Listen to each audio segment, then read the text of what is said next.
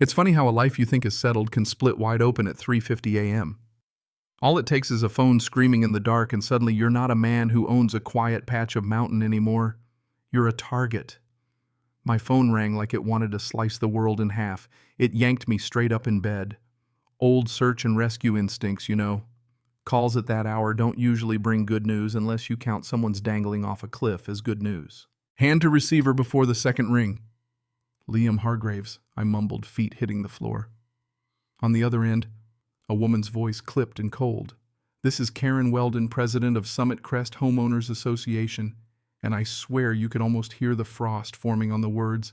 I need you to bring me your keys, all of them, to your gate, your barn, every building. I just blinked at the wall, wondering if I'd finally lost it. Excuse me. She didn't repeat herself, just barreled right along. We're conducting an emergency safety inspection. HOA received reports of suspicious activity on your property. I almost choked. Now let me tell you, I'd been living on those 600 acres for 15 years. Not once had any HOA claimed a square inch. My land's a whole mile above their neat little resort, and the only thing between us is federal forest. Lady, I said, I think you've got the wrong number. My land's not part of your HOA and it's 4 a.m. Maybe call back in the daylight. You could hear her hackles go up right through the line. Don't you dare hang up. If you refuse, I'll send our security patrol and we'll take what we need for the safety of our community. That's when it hit me. This wasn't some confused neighbor. It was a raid. I'd heard the rumors about her. Karen, new HOA president, ambitious, loved talking about community resources. Guess who owned the cleanest spring in the valley? That'd be me. I sat up, fully pulling on my pants. Let me get this straight. You're threatening to break into my property and my buildings because you got some mystery reports. She fired right back, all business. Summit Crest's safety is my responsibility. Your property is isolated. That makes it perfect for vagrants or worse. We have every right. I nearly laughed. Here's what's going to happen, I said, lacing up my boots. You're going to hang up, go back to bed, and pretend you never called.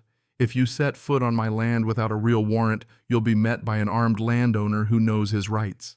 You could almost hear her jaw crack. I'm an elected official. I have authority. You're the president of a housing development, HOA, I said, grabbing my Remington. You have zero authority over land that was never in your HOA. And just for the record, I recorded the whole call. You gotta love that little feature on modern phones. The line went dead. For a second, I just stood there listening to my own heart thumping, trying to grasp what had just started. But training takes over. You don't argue with a mountain at night. You prepare. I got my gear checked. My rifle wasn't planning to use it, but out here being ready prevents more trouble than it causes. Grabbed my night vision camera flashlight, slipped out the back, moving quiet. Didn't take long to spot them. 2 black SUVs, engines idling outside my main gate. 6 figures in those reflective vests, the kind you see on road crews. But trust me, these weren't county workers fixing potholes. My gate's solid steel, built by my dad for bears, not for HOA wannabes. I watched as one of them guy moved like he'd picked locks before knelt at the chain. Phone buzzed in my pocket. Motion sensor. Dad's old trick. I started snapping pictures, zooming in with the telephoto. That's when Karen herself stepped out. Expensive jacket, all attitude, barking orders at her crew. She pointed at my fence, my house. I switched my radio to Dave Martinez's frequency. Dave's a real cop, the kind who knows the difference between a hermit and a criminal. Dave, you up? I whispered into the radio. Copy, Liam. You in trouble. Got 6 at my gate, claiming HOA business. One's picking the lock. I've got photos. I need backup. Jesus. On my way. Stay out of it till I get there. Down by the gate, Karen was getting impatient. I watched 2 more start circling the fence. Time to let them know they weren't alone. Flipped the switch, floodlights snapped on, turned the whole area into a stage. 6 grown adults froze like deer. I picked up the bullhorn. Good morning, trespassers. You're on private property, you're being recorded, and law enforcement is on the way. Leave now. Karen stepped into the light, hands on her hips, yelling back, This is an official HOA inspection. We have reports of vagrants. Show me a warrant, I said. Show me any real paperwork that gives you rights up here. She sneered. The authority of this community supersedes your property rights. which for the record is a great thing to say when you want to get arrested for trespassing. A third vehicle showed up, a white sedan markings that almost looked official. Out stepped a man in uniform with a leather portfolio which he handed to Karen. She came marching up to my gate waving papers. "We have official authorization. Last chance to cooperate." I zoomed in. The uniform looked good, badges, radio, the works, but I knew the face. Thomas Riley, county inspector, or he was before he died in a car crash a year and a half ago. I'd gone to his funeral. Yet here he was, or someone wearing his badge, pushing paperwork at my gate. I called out, "Hey officer, what's your badge number?" He looked like a rabbit about to bolt. Karen snapped, "We're not here to play games, open up or we'll do it for you." I thought about Dave's warning, just keep documenting. So I played along. "Okay," I said, "let me see those papers. Slide them under the gate." She beamed like she'd won the lottery. I came out where they could see me, rifle visible but not aimed. The papers were good, too good. Emergency order, health codes, county seal. But the signature was Riley's. I had a copy from years ago and I'd know it anywhere. "This is official," I said loud. "Inspector Riley, badge 7492. How long you been working with him?" The fake went pale. We work with all county officials." "That's interesting," I said, pulling out my phone. "Because I worked with Riley personally and I'm going to give him a call." That got everyone's attention. "You can't call him." "You're right."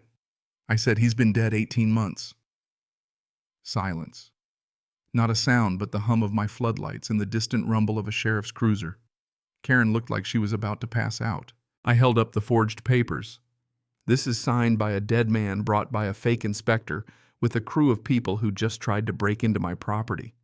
That's conspiracy. That's fraud. That's federal." As I spoke, Dave's cruiser crested the hill, red and blue lights chasing through the pines. Karen's crew panicked. 3 ran for the SUVs. Karen stayed frozen, clutching her papers. Dave stepped out, all calm authority. "Evening, folks. Mind telling me what brings you here at 4:30 a.m.? Karen snapped back, "Internal HOA matter. Emergency protocols." Dave didn't blink. "I need to see ID from everyone. And those documents." The fake inspector raised his hand. "Officer, there's been a misunderstanding." "Told by who?" Dave's backup asked. "Name and capacity." The crew started melting. One guy all but disappeared into his SUV. Dave said, "Nobody leaves until we sort this out." He took the fake's ID, shined a flashlight, then looked up. "This badge is Riley's. I worked his funeral. He's dead." The fake's face turned green. I called out, "Dave, check Karen's documents. Same dead man." Karen tried one last stand. "This is harassment. We have every right." Dave cut her off. "Ma'am, what you have is a group of people using forged papers impersonating a dead official to break into private property. That's a crime." The backup started calling for more units and snapping pictures. Finally, Karen broke. "This property has resources the community needs. One man shouldn't hoard clean water while others suffer." And there it was, the truth. It wasn't about safety. It was about my spring and turning it into cash for her HOA. Dave shook his head. "Lady, you're looking at federal charges for this level of stupid." The fake inspector finally cracked. "She hired us. Private security from Denver. Said it was a civil dispute. We didn't know about the dead guy." Karen spun on him. "Shut up. You signed an NDA?" Dave's backup said NDAs don't cover federal crimes. I spotted a laptop bag in their sedan, surveying gear. "Dave, you should check their equipment," I said. He did, and it was all there. Soil kits, water testers, everything you'd need to steal a spring. "Ma'am, Dave said you're under arrest. Conspiracy, fraud, criminal trespass." Karen tried to play victim. "This is persecution. I was protecting people." I laughed. "You tried to steal my land with a crew of crooks. The only danger here is you." As the sheriff loaded them up, Dave's radio crackled. FBI was on their way. Something about a multi-state investigation into fraudulent property seizures. Turns out Karen wasn't just a petty HOA tyrant. She was the head of a ring that had forged documents on 47 properties across 3 counties. Mineral rights, water rights, development plans, all wrapped in fake emergencies and government seals. FBI agent Maria Martinez arrived with her team. She found enough evidence in Karen's office to make my little showdown look like child's play. Plans for Operation Mountain Sweep, targeting high-value landowners including 2 locals who died in accidents. The fake inspector, real name Marcus Webb. He started talking the moment he saw how deep he was in. "She's nuts," he told the feds. "She knew everything about you. Had you watched for years." That hit me hard. Karen had planned this for years, mapped my land, my routines, even my father's death. They'd marked where resort buildings would go, mapped every spring. The only thing that saved me was documentation and luck. The investigation went deep. Corrupt judge, inspector, assessor.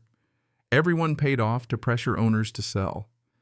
2 accidental deaths got reopened as possible murders.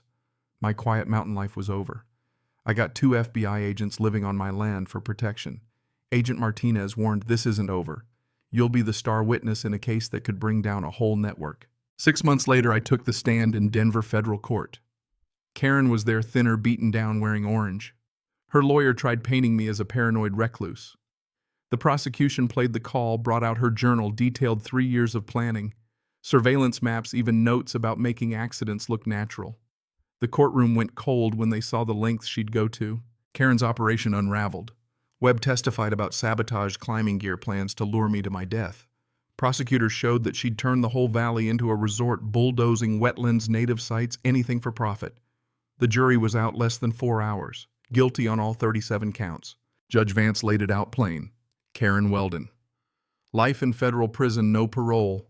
Her cronies got years, assets seized, and Summit Crest HOA dissolved for good. $4.7 million in damages to me, plus 2 more in punitive. And the best part, permanent ban, no more HOA inspections ever. Karen glared at me as they led her away, pure hate. But that was it. The network was dismantled. Martinez shook my hand. "You can live in peace now." Well, kind of. My property got famous. Journalists, filmmakers, and other crooks kept calling. But I wasn't just a landowner anymore. I was a survivor. A year later, the money let me turn the ranch into a fortress. Cameras, sensors, steel gates. But the biggest change, I married Maria. She started a firm helping other rural folks fight back.